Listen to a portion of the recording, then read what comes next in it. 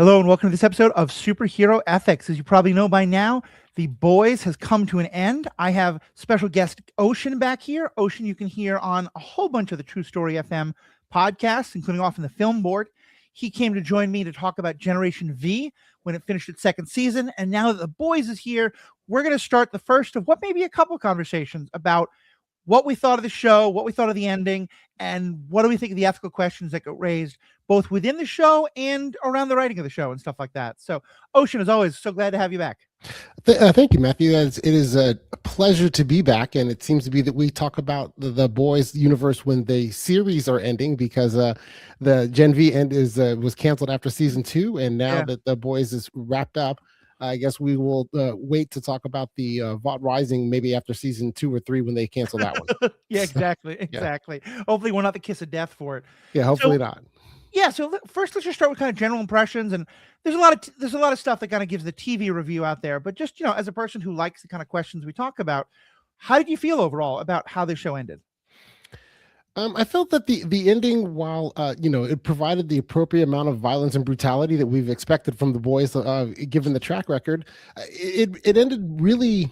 I think the way I felt about it was it ended the way it had to end. They wanted to build a happy ending at the end of it, so they had to come up with a way to stop Homelander. You could make an argument that way maybe it should have ended, especially the way that the show deviated from the comics in a way that you could argue that it should have ended where Homelander won. And that would have been the ending, which would have been more of a a dystopian ending of where, like, you can try all you want to, but you still can't beat the man. But I think that they, somewhere along the line, where it felt like they decided, okay, well, we want to have some type of a happy ending and be able to stop Homelander, even though we've made him into this unstoppable force. They came up with a way to do it, and then just gave people the happy ending that they wanted. Right. Well, I think it's so interesting that you phrased it like that, in terms of it could have been the dystopian ending, because in some way, I think it was, in that Homelander dies, but Vought is back, and Stan Edgars is back there. And we'll talk about more of that in a second. But to me, one of the biggest questions is, I don't know if the writers realized that they were giving us a dystopian ending. And that's one of my biggest questions that I have for all of this. But in terms of overall, I think I would agree with you. I think it hit. Homelander clearly had to die. I think Butcher had to die. I don't think there was any real question of that. I think Huey and Butcher had to have one more final confrontation around this question of who is the Canary and what does that mean. I wasn't wild about how that happened. And I think it felt kind of paint by numbers. It felt like you're right, it hit the beats it had to hit, but there was so much else that I thought we were building to that I was kind of surprised we didn't get into. And to me, the two biggest ones were, one, just like, it kind of left me wondering why we'd had Generation V, because we'd had so much buildup around those characters and who they are and what they can do, and Marie being an almost Homelander level of power. And then she really just gets kind of shunted to the side, as well as does Jordan and some of the others. And also the story of Homelander's people breaking away from him. I almost, from the time that Red, White, and Firecracker, that's her name, right? The one that was the propagandist of everything. Yes, exactly. The Megyn Kelly of the Vought universe, except without turning on him in the end, sort of. Like, I was really looking forward to some stories about those people starting to turn on him and starting to wrestle with what have they done and things like that. And instead, Homelander just killed them the minute they had any kind of a loyalty. So we never got that. But but their loyalty was based on fear. And so it wasn't that they actually believed that Homelander was as great as he was. They knew he could kill them. And that's what it was. So I never felt that they were really turning on him in terms of a loyalty standpoint. And I honestly don't think Firecracker turned on him at all. I think that she was she had a little bit of doubt that she did have a problem with the him being God. But outside of that, it was she was on board with everything. And she never really wavered from him openly in any real significant way. So I think that in that, I never felt that Homelander had any people. He had some people that when he was being managed by Edgar and even before that with Madeline, Elizabeth Shue's character, he at least had people that were looking out for him to try to kind of guide him in a way that he could still maintain his power, but not go overboard where people would rally against him. But he never really Right. had people. He didn't have friends, and nobody actually liked him. He Yeah. was he was a weird guy that had a lot of childhood trauma, that was Yeah. expressing itself in a way where he could never be happy or never be satisfied with what he had. And so as a result, while I don't feel that he had anyone that really turned on him, I do feel that they had to figure out a way to then say, okay, well, how can we Yeah. make him so bad that nobody will root for him, so therefore it is okay to kill him. Well, I think you're mostly right there. I guess what I'm just saying is like, to me, Firecracker is the interesting exception because it seems like she did not have fear. She was a true believer. She had that moment where her pastor approached her and kind of said, "Hey, look, we're in trouble," and then she throws the pastor under the bus. She's obviously troubled by this, and she's troubled by the "is he God" thing. Right. And I would have liked to spend more time with that, or more time with some of the people watching the film who are they've been Homelander true believers in terms of the people who are way out there and just as fan members and audiences, and now him becoming God is starting to make it too much for him. I think to me, so much of that you're right. He never really has had those people, but he always thought he did. And I kind of Yes. felt like so much of the interesting part of the story was him coming to terms with realizing like his entire life has been trying to get people to love him, and at the end of the day he hasn't. And we'd always should have been promised this idea of one day he will fully accept no one loves him, no one will ever love him, he's not a god. If he's a god, he's an evil god, and he's just going to go destructive. And I don't know if it was lack of budget or lack of inspiration, but the fact that we didn't deal with any of that, just for me, it made the ending feel very small. And like there was a lot that the ending didn't cover that we could have gotten into. While I do agree with a lot of that, I think that the part that I find that I felt differently about was the impression that you have of Homelander. So I don't have the Mhm. impression of him that he wants everyone to love him. I view him as really conflicted in two fashions when it comes to love. One, he does want the world to worship him and adore him and all that. He Right. says that outwardly, but and throughout all 5 seasons, at any point in time when anyone showed genuine affection towards him, Madeline did show some genuine affection to him. Now it was much more like an aunt or like like a Right. mother son type of affection, but showed genuine affection to him. When Stormfront showed genuine affection to him. Now, yes, Stormfront wanted him to usher in the white master race from the Nazis that she had from before, but she did show genuine affection toward him, and honestly, so did Firecracker. Showed genuine affection towards him. He always rejected it. I felt that he was, not only did he want people to love him, but then he also did never felt that he deserved love. And Right. so, because anytime it was actually presented to him, he rejected that, potentially killed them. He didn't actually kill Stormfront, but I mean, he might as well. And so therefore he was kind of complicated in that way, in that he not only wanted the adoration of everybody, but was unable to accept it, Right. even when he got it. And that dual, kind of that conflicting duality there, makes it where Homelander is someone who can only be dangerous because he's always striving for a thing that he can't really get. But if he gets it, he wants to destroy it when he sees it. Right. I mean, I think that's true. I don't think he pushed Storm.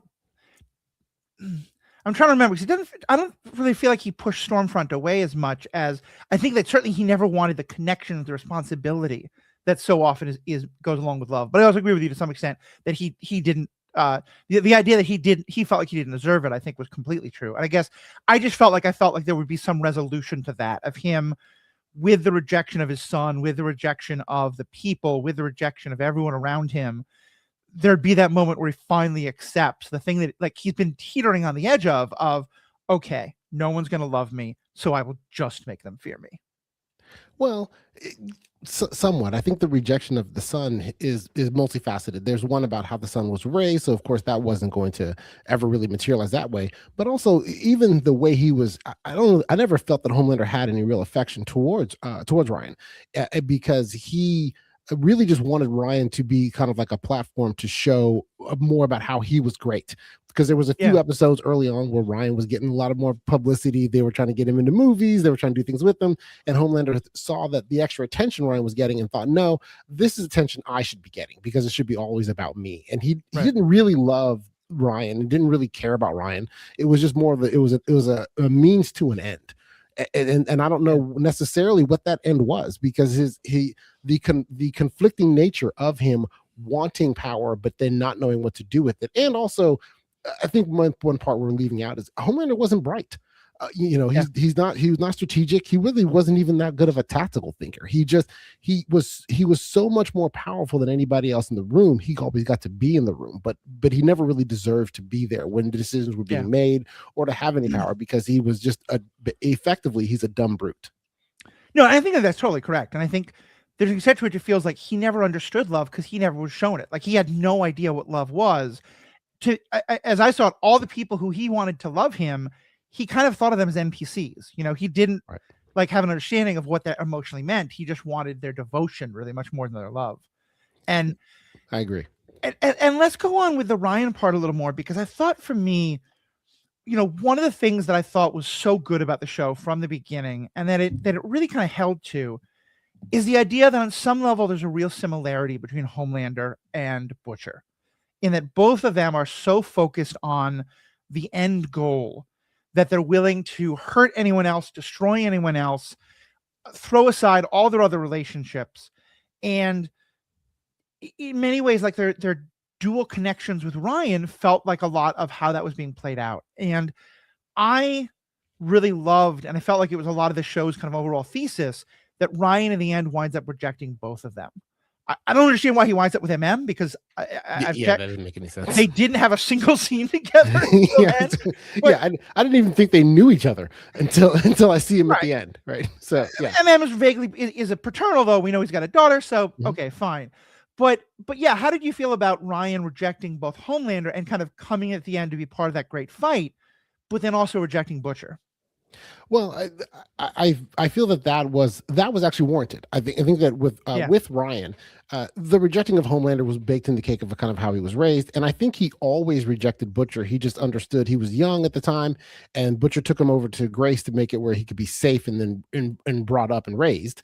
And that part of it was good, but he was never going to be a part of with Butcher. And also, I never felt that Butcher really cared that much for Ryan either. I thought he kind of cared for the idea of Ryan. He was like, look, your mom, I loved your mom, but you're not my child. And all you're ever going to do is remind me of what I hate. And so therefore I don't really love you. I just don't want you to become Homelander. And then, I have to then kill you too.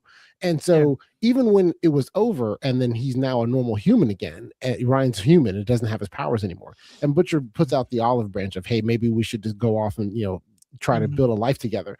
I think that the bridge was already burnt, and that Ryan was never gonna sign on for that, because he could understand that the Butcher didn't actually care for him. Butcher just cared for his mom, and then even then would always see him as kind of like this idea of either stepping out or being away from us.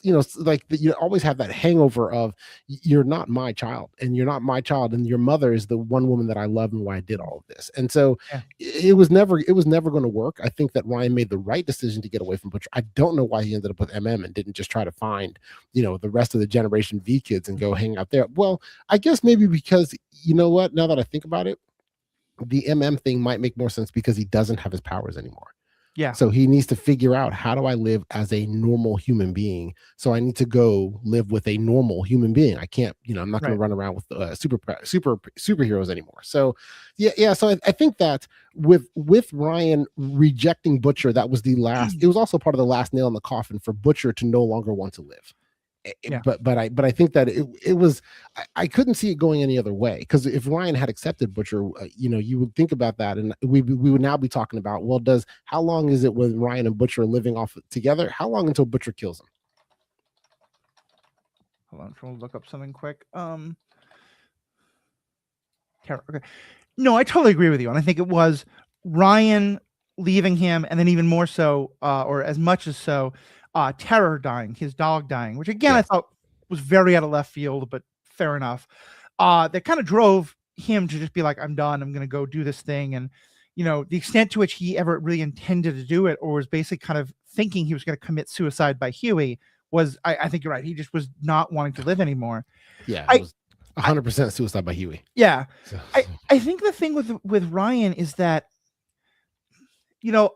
I think you really hit the nail on the head with what you're talking about his connection to Becca, because remember, Becca makes him make that promise of keep him safe, don't let him think this is his fault. And I think for him, yeah, it was always ever just, I can't abandon this kid because doing it is abandoning Becca and abandoning my promise to Becca. It's kind of a right. final betrayal of her. And, the one time he was the cruelest to Ryan to make him go away, it wasn't genuine. It was because he needed Ryan to be safe and Ryan couldn't be with him.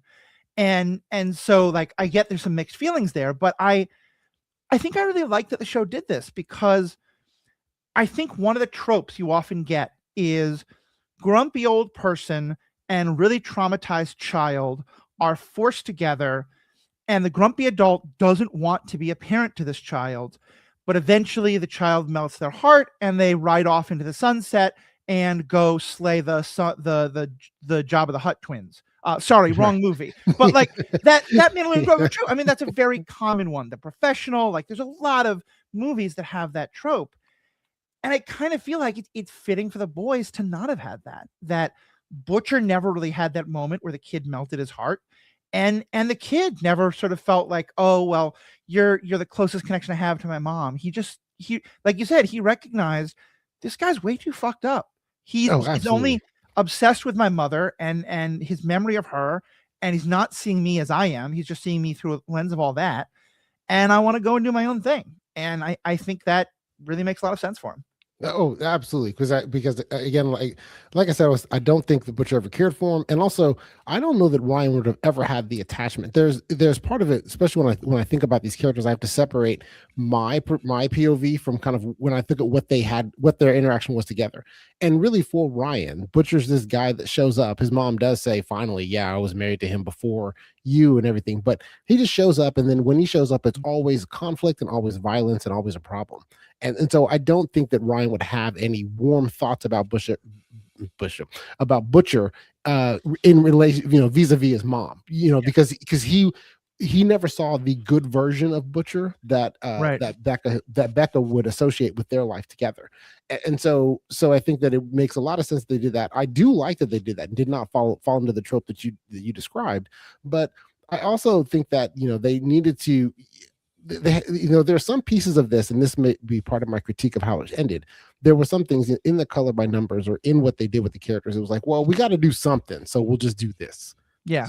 Because they had to resolve the Ryan problem, because if Ryan is still out there, then Butcher can't die, because Butcher has to kill Ryan. But by removing his powers, it lets Ryan live, because Butcher really, even the going with why he committed suicide by Huey, there were all the other things that the Terror dying, Ryan rejecting him, and all that. But I think of it as that Butcher had a single-mindedness to kill Homelander, and he never had a moment of thought of what would be the next day. I think he always thought he would die doing it, and that would be it. There was no thought of the next day. So when he kills Homelander and there is a next day, he has no idea what to do. He had no plan. He has no identity.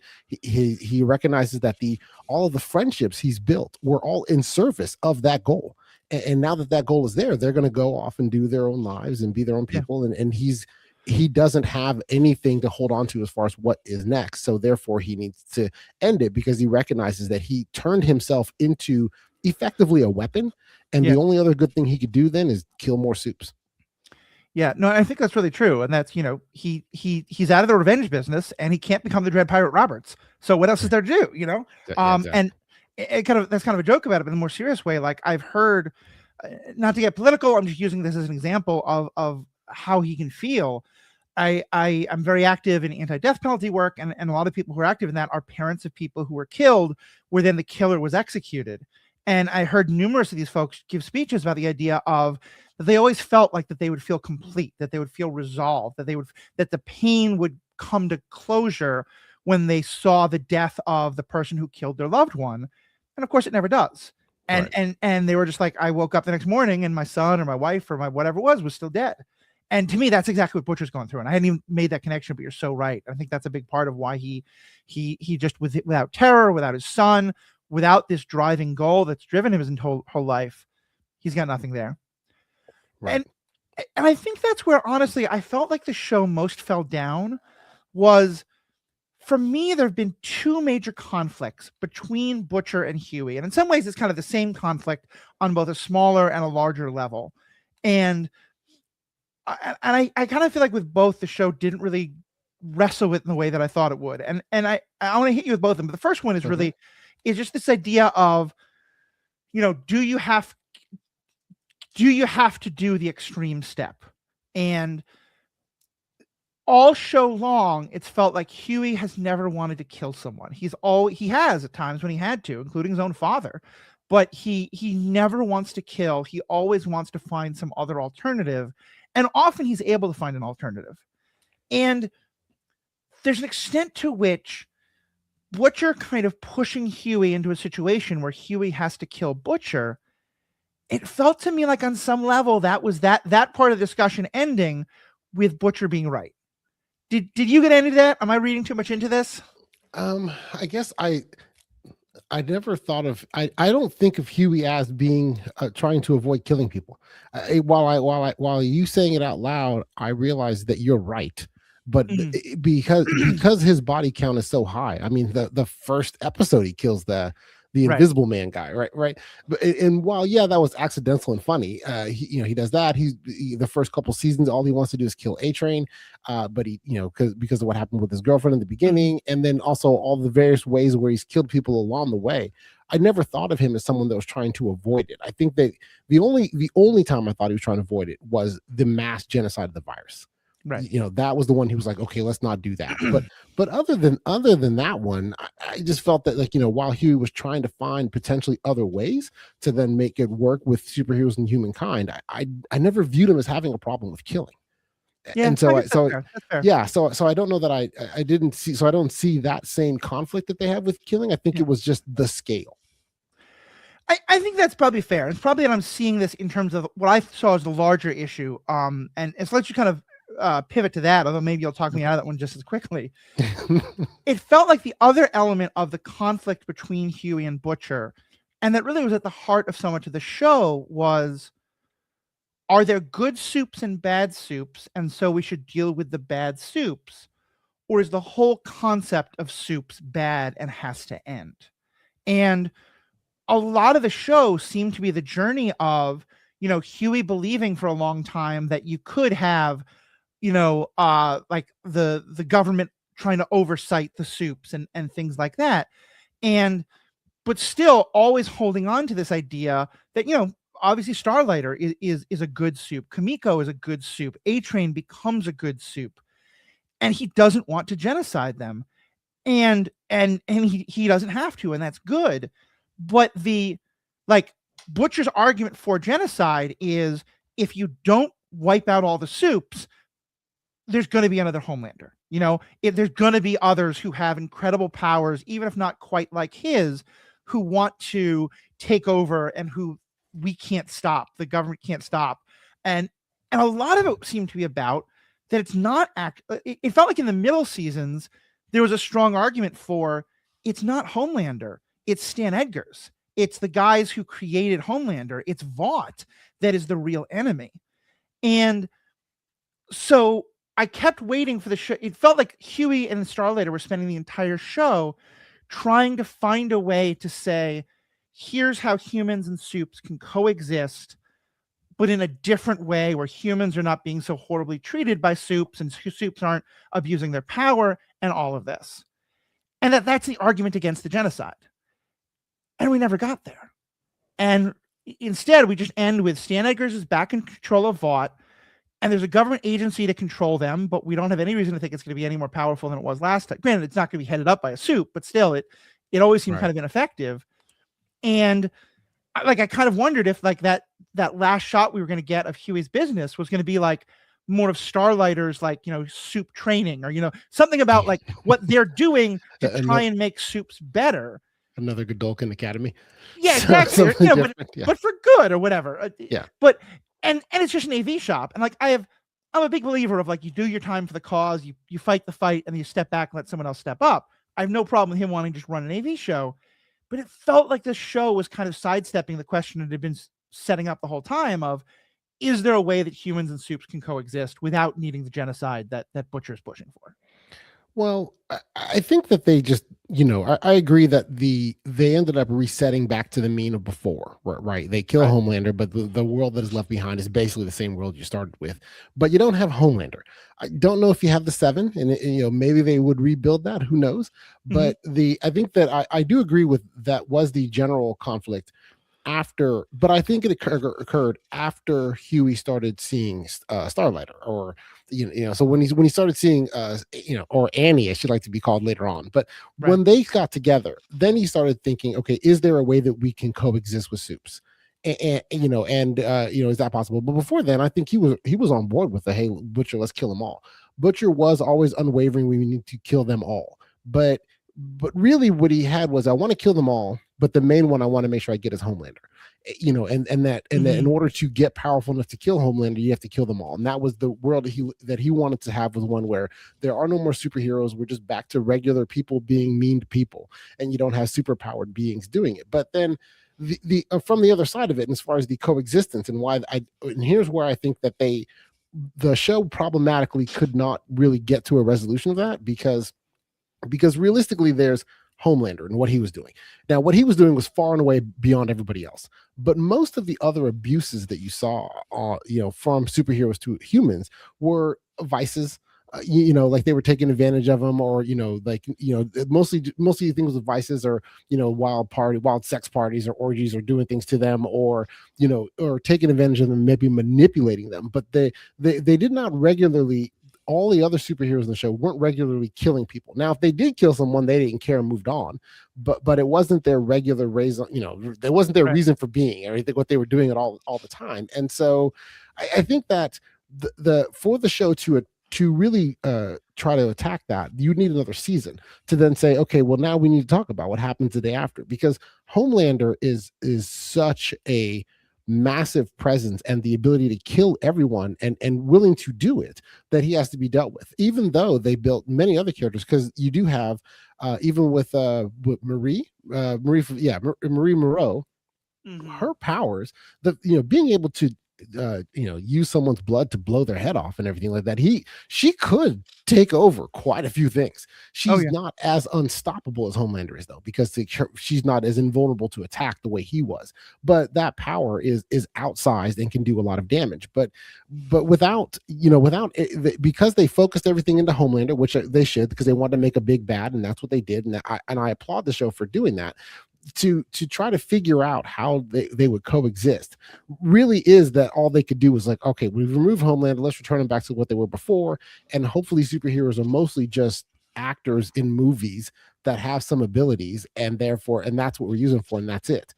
Right. But I don't think the show had enough runway, if you without continuing past that, to really grapple with that question, because it is a very interesting question. How would you do that? How would that work? Do you have them register of some kind, or do you do Right. the registry, or do you segregate? Do you put all the superheroes and say, okay, if you're super powered, you go over here to this island, like Australia? Do you build Australia as like a Or superhero Krakoa, colony? for example. Yeah, like, yeah, Yeah. yeah, exactly, yeah. So it's over there somewhere, or do that, or what you would do with that. And so, while those are definitely, I think, very interesting questions, and things that I don't really see them as a good answer to, because at the end of the day, superheroes have too much power.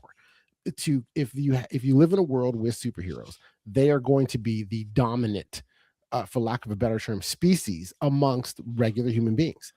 And then you have, well, can you have two equally intelligent species, or yeah, two equally intelligent, because they're not necessarily more intelligent, with the exception of Sister Sage. They're not more equal, necessarily more, two equally intelligent species, can they coexist? Right. And I guess I tend to argue on the point of, well, no, eventually I think Butcher, and that's the other thing too about it, would have been interesting. I think Butcher probably was right. After a while, the Supes would exterminate the non-superheroes, Mm. because they don't really need them, and so they would over time just kind of exterminate them, and move on, or put them in camps, or enslave them. something like that. Right. And that, while that would be an interesting show, that would then, you'd be going towards what was that bad John Travolta Battlefield Earth. You do Oh something like yeah, that where, exactly. where you have like this more able, more superpowered, and then the regular humans are like, primates or monkeys. Right. Yeah, exactly.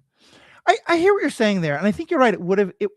I think they could have done it this season, but it would have required a very different season, because you're right. It would have been a lot more about, the buildup of some other kind of idea. And I guess for me, it's especially because it felt like that's what Generation V was heading towards, because so much of Generation V was about people before they become heroes, before they become kind of corrupted by Vought and all that, starting to really wrestle with, what does it mean to be good? What does it mean to do the right thing?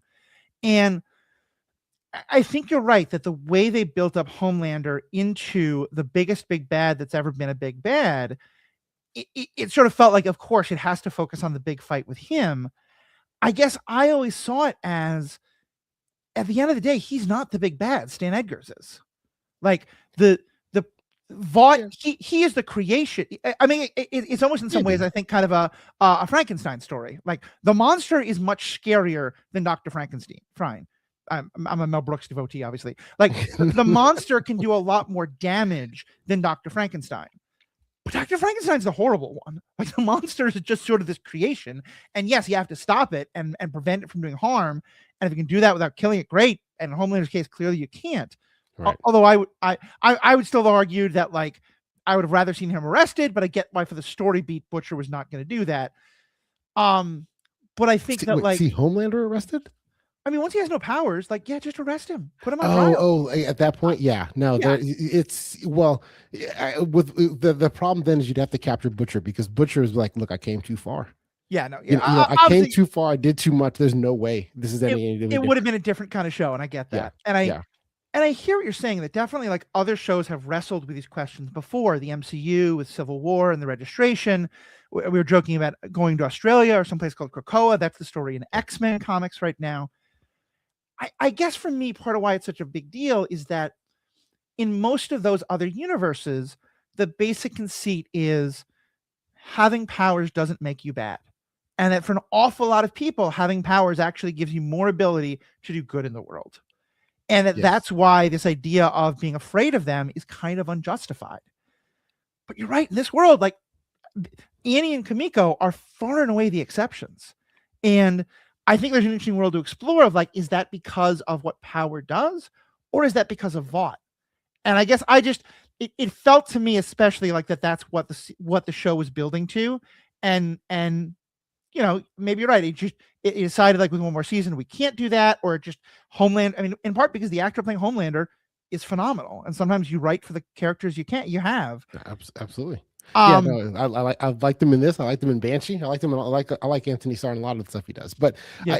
I agree with what you're saying with that, and I think that Generation V was that show. I think Generation V was, because in Generation V, they're not all trying to be superheroes. They're not all trying to take over the world. They're not even all trying to get go power. They are really just trying to be the best. There's the competition inside of the school, which is built up that way. So, okay, yes, you're going to have that. And they're, trying to grow their own powers, abilities, understand themselves, and become, I guess regular is not the right term, but try to figure out how they're going to proceed in the world outside of college and interact and interface with everyone else. And I think that's the show that would have really done a better job of grappling with these issues, because it was structured and set up a different way. In The Boys, because, like, so, and I'll juxtapose that with The Boys. In The Boys, you're right, Annie and Kimiko are massive exceptions to what you see of other superheroes. But in Generation V, they're not. Most everybody, the superheroes, are like Annie and Kimiko. And so you have stuff where they're young kids that are doing things that are, either taking advantage of people or manipulating things, but that's, you don't have to be super powered for that to happen. You go to any college campus now, you'll have situations where people are trying to take advantage of people, right? That is a normal part of growing up in that time of your life. And so I think that really what you were robbed from, I guess really what we are robbed of to get to that more interesting show is Generation V continuing.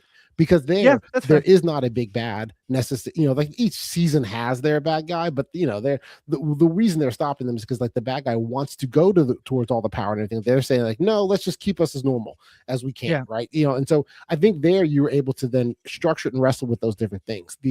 The problem was making Homelander, in The Boys. The problem is once you have the idea of Homelander, and then you're, really your two main characters, Homelander and Butcher. Homelander is this basically omnipotent god, and Butcher's entire reason for existing is to kill him. And so when that is your central thesis of your show, I don't think you can really start to explore these more interesting ideas, because you've painted yourself into this box of we have to resolve this one problem first Yeah. before we can do other things. And for whatever reason, Generation V was not successful enough for them to continue it, because I think that the creators of Generation V, or they're going that direction, was to try to get to that more interesting conversation, because it is more interesting.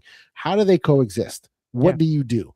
Like how does this actually try to work, and then try to figure out ways to make it work. I think that's a good point. And I think, yeah, because part of what I want to know is what happens next. How does this world coexist? And this show is The Boys, and The Boys are done with the fight. Frenchie has died, Huey is retiring, MM is retiring, Butcher is dead, and Annie is retired. And I think, yeah, maybe a third season of I don't know if Annie's retired. Oh no, you're right. No, she's still off time Yeah, fighting. she's still jumping around doing superhero stuff. I think she's still doing her thing. But I think clearly what she's doing is like she's Spider-Man. She's your local neighborhood hero. She's not on the front lines trying to fight with Stan Edgars to decide what's going to happen to superheroes across the world. Right. And maybe that was how once you're right, it got to that thesis you're talking about. This is how it had to end. And then the shame is that we just don't have another season like Gen V. And I think Vought Rising is going to be an interesting show, but I really wish we had more of actually, what is The Boys Mexico? Hold on one second. Okay, I'll keep going. And we have Vought Rising, which is going to be set in the past. We have The Boys Mexico, which we don't know what time it's going to be set. But I definitely wish we'd had some sort of something else that was going to talk about life post the end of The Boys. I guess the only pushback I would give is I think that by the end of season 3, and then definitely in season 4, the thesis of the show was what you were talking about.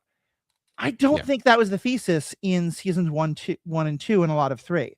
I think the thesis was really wrestling with which is worse, the monster or Dr. Frankenstein. And it felt like by season 4, it clearly just said, no, the monster's worse. That's what we're going to deal with.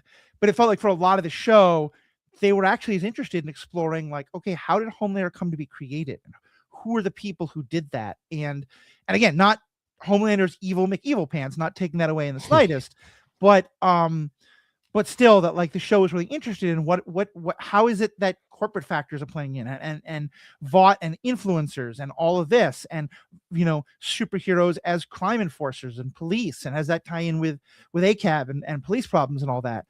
And it just felt like the 4th season was, you know what, let's just kind of put all that to the side and deal with Homelander versus Butcher. I agree, because the other part too, though, with and I guess I would ask you that as a fan of the show, the direction I think the direction you end up in if you went that route with The Boys is that if you grapple with the who's the worst, Vought or Frankenstein or his monster, and then let's say it's Frankenstein that you've decided is worse, so Vought is worse, and they take Vought and destroy Vought, which really they kind of did, but then so the way to make that work is for that either Homelander would have a change of heart and start to say, hey, maybe we should figure out ways to work together, and he would be convinced of things of, hey, these people abused me and I'm a better person than this, and I'm going to strive to be a better person. Maybe your 5th season, that is him not all the way succeeding in that or having good intentions. I don't know what you do with that, but you'd have to go that route, or you basically go the route we ended up in, which is where he just took out Vought and became worse than the original idea. And so, but the question I guess I would ask of you is, as a fan of the show, if they had gone that route, if they had done the let's let Homelander change his mind and become a better person, would that have at all been satisfying to you? Or would you then look at that as like, yeah, that was kind of a cop-out? What is this, what is this We Are the World stuff and everything? Homelander was all horrible this whole time, and now he wants to do good?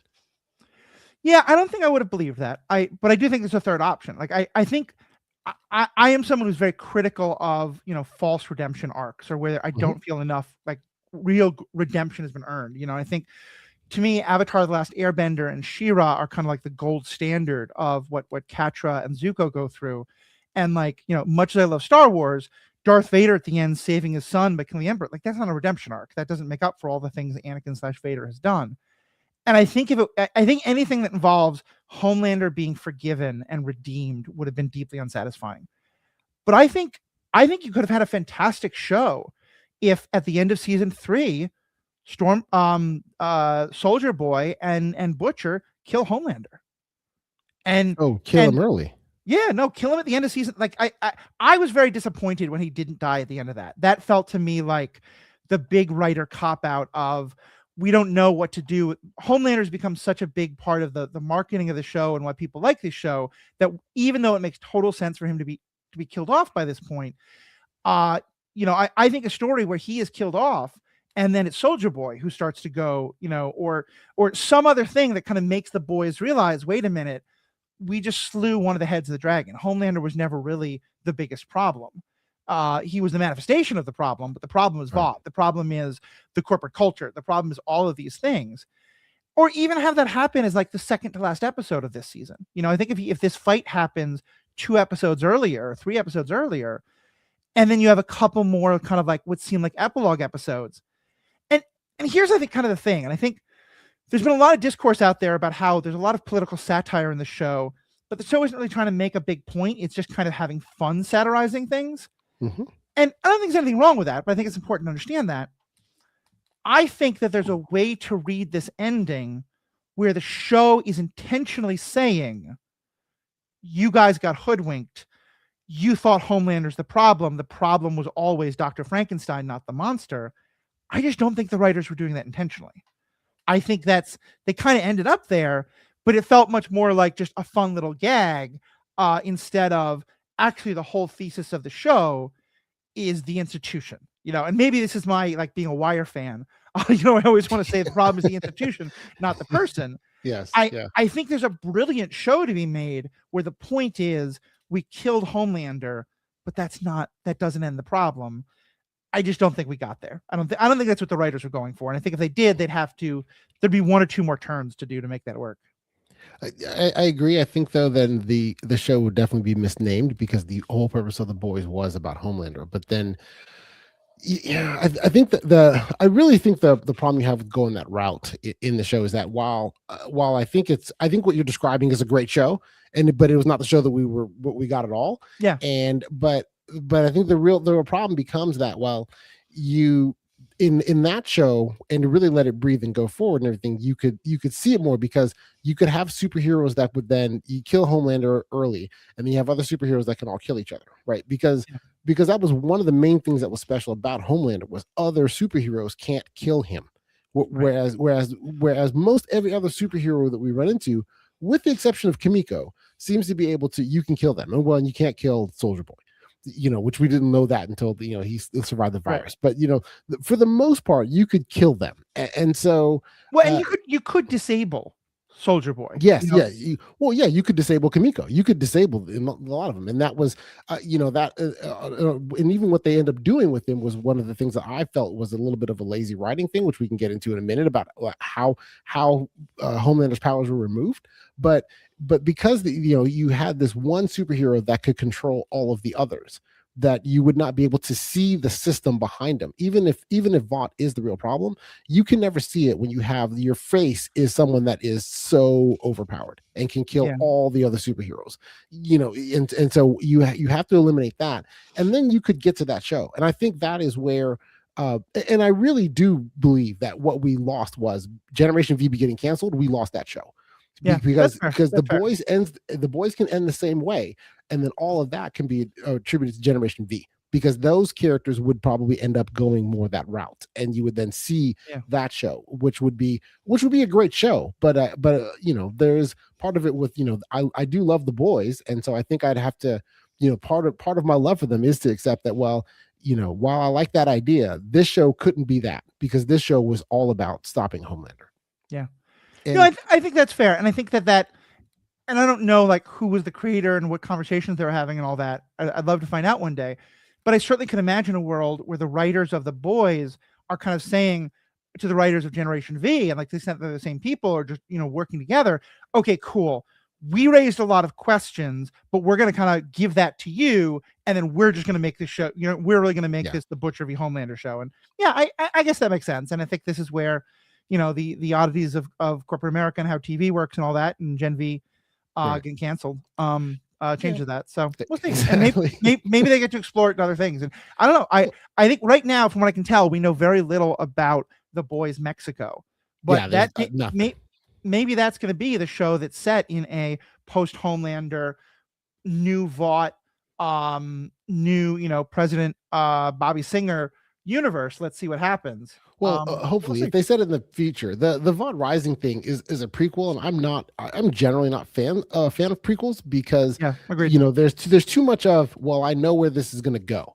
So you have, even when you have characters that could be in danger, they could do, if they have any character that you recognize from the show that comes after, you're like, well, nothing's going to happen to them because they are alive later. So I'm not a general fan of prequels. But one thing I did want to touch on while we're near this area is the one thing that I had that was I think somewhat of a criticism that I have of the show, or something that I was curious what you thought of this, was the Soldier Boy's power to be able to remove other superheroes' powers. Is that kind of like a lazy writing, the MacGuffin thing? Because it's one of those things where when he says it, that I was sitting there going, well, wait, did he know he could do that? Did other people know he could do that? If so, why wouldn't Vought have been trying to build others, especially when Frenchie makes Kimiko do it in the process? I'm like, well, there's no way this would have been beyond Vaught's standards.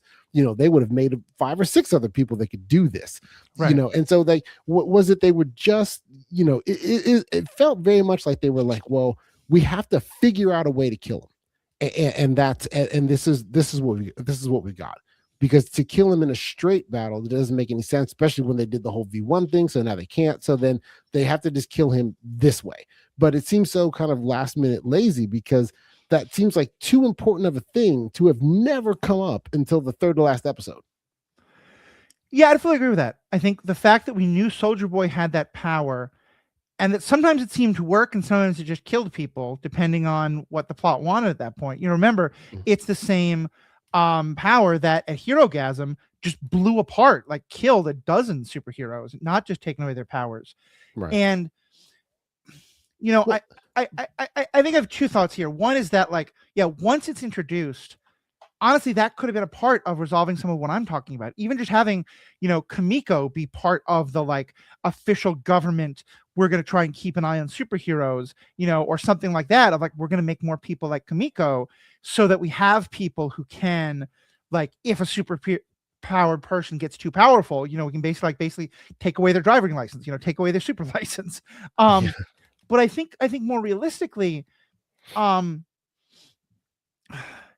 it to me, another trope that I was sad to see the show fall into is that once we started the idea that a lot of this season was going to be about, can we make the virus and can we make the antidote? And even a lot of last season was about that too.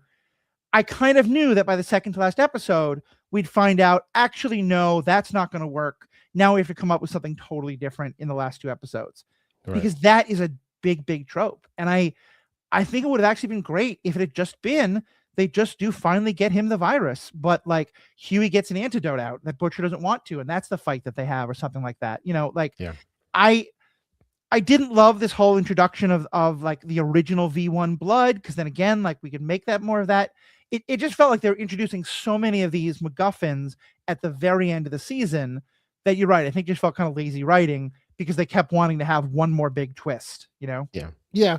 But also I think that, and I really feel that the, beating the dead horse of Gen V being able to explore these things was that if you had that thing of where you could create create Kimiko, have her go around where she could take people's powers away, you would then have a lot of interesting, questions about, well, is that okay to do?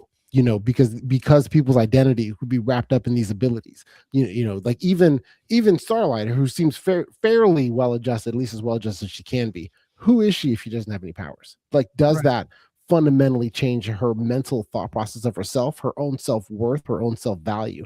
And are you doing more than just stopping someone from being a villain, but are you actually taking away their identity at the same time? And then whether or not that is, is that okay to do, especially against their will? If someone volunteers for it, that's one thing. But if they don't, then what are you doing to them as a person? And is that a punishment that fits the crime situation? Now, obviously, if you're trying to take over the whole world, I would say yes. But if you're just, you robbed a bank, maybe Right. not. Maybe there's some other ways to do it, but that would have become, once you have that hammer, every problem would become a nail, and Yeah. and you start going that direction. I think that also is a very interesting show and idea that that has been explored in other mediums. I know the X-Men had a whole thing Mhm. about that with as well, about being able to take powers away. And so Yeah. but I felt that his ability to do that, it just felt kind of like it coming out of left field. And I personally would have preferred the virus be the thing, because that, now you're grappling with the bigger question of, are they so bad that we should have genocide, or or not? And then on top of that, even if you end up with Huey finds the antidote and gets it out there, and everything is great, that's fine, but there's still going to be several million that die anyway, Right. because they're not necessarily going to get the antidote out everywhere as fast as the ones that die. And then what does that mean as far as the show and how things ended and where it went? But then again, also that changes the show, because there's a part of it where, while all that is interesting, there is a piece of this they have to then say, hey, well, we're going to make what is entertaining what people came here for, and people came for the hits, and the hits are Butcher v Homelander. Yeah. No, I think you're right. I think you're right. I think there's just, I kind of thought that it might be that Butcher takes the V1 and then he kills Homelander and then everyone has to kill Butcher. So, but fair enough. As you said, this is the show we got. I definitely enjoyed it. There's a lot more could have discussed, and we'll keep talking about it. I think there's a whole area of just I got to wrap up now, but I think there's a whole area of Homelander becoming God in his mind and what all that meant that we didn't even get into. So I'm really looking forward to this. Ocean, thank you as always so much for being a part of this. For people who want to find more of your stuff, where can they go? Well, right now I'm on the most recent episode of the Film Board, where we are discussing the new Star Wars with Star Wars with Mandalorian and Grogu. And right now, my primary podcast is the Aging Moment, which is the podcast where we deal with the triangulation of sports, movies, and life. We have been on a break for a while, but because life gets in the way of things sometimes, and we are looking to try to start this back up again. And then I will be more information when we get our act together. Yeah. Please do, and please keep me on mind for a guest, because there's a lot of sports movies I would love to talk about. I'd love to talk about the role of sports in society and kind of how we, talk about that in film and things like that. And there's just so much to get into there. Absolutely. Thank you. I thank you very much. I'm glad to hear that. It definitely gives us other directions to go with the show in sports, because we'll try to talk about the sports movies and more than just did the underdog win. Yeah, exactly.